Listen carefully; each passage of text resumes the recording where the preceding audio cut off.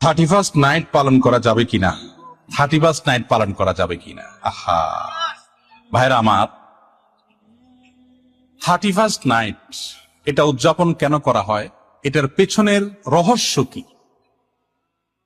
অন্য কোন সময় তো এই বাজি, আতশবাজি, আপনার পটকা ফুটানো, বাজি ফুটানো, তারপরে আনন্দ ফুর্তি এগুলা করা যায়, কিন্তু এই টাইমে বিশেষভাবে করার রহস্যটা কি, ফজিলতটা কি?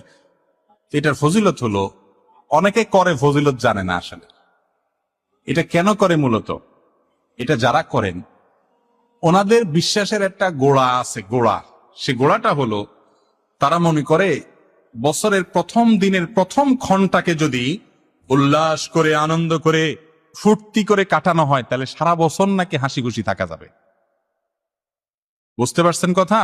বছরের প্রথম দিনের প্রথম সময়কে, প্রথম প্রহরকে, প্রথম মুহূর্তটাকে আনন্দ উৎসব করে কাটাইলে সারা বছর নাকি ভালো থাকা যাবে। এই বিশ্বাসটা মূলত আসছে কোত্থেকে জানেন?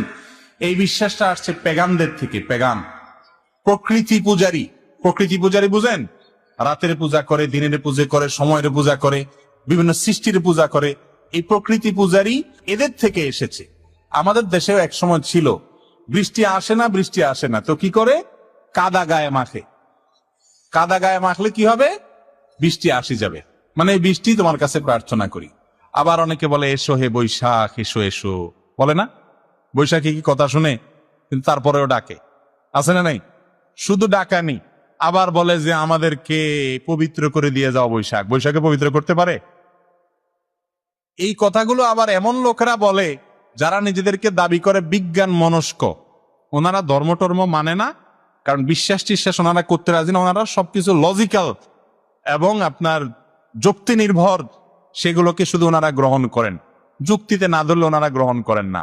বছরের প্রথম প্রহর ভালো হলে সারা বছর ভালো যাবে, এটা কোন যুক্তিতে আছে, কোন বিজ্ঞানে আছে বলেন? এই বিজ্ঞান মনস্যা যখন এরকম অবৈজ্ঞানিক কাজ করে, তখন তাদের জন্য আমাদের মায়া হয়, করুণা হয়। আমরা তাদেরকে দোয়া করি, দাওয়াত দেই, আহ্বান করি ইসলামের সুশীতল ছায়া আসার জন্য। আল্লাহ আমাদের ভাইদেরকে আসার তৌফিক দান করুন। এক সময় আমাদের দেশে মানুষের মধ্যে এই ধারণা ছিল, এখনো আছে অনেক গ্রামাঞ্চলে, যে দোকানদার প্রথম কাস্টমার যদি বাকি চায় তো বলে যে আজকে যাত্রা শেষ। আসেনি এগুলো এখনো? প্রথম কাস্টমার এসে যদি বাকি চায়, তাহলে আজকের দিনটা এইভাবেই যাবে মনে হয়। ওই যে প্রথম খারাপ হয়েছে জন্য সারাদিন খারাপ যাবে।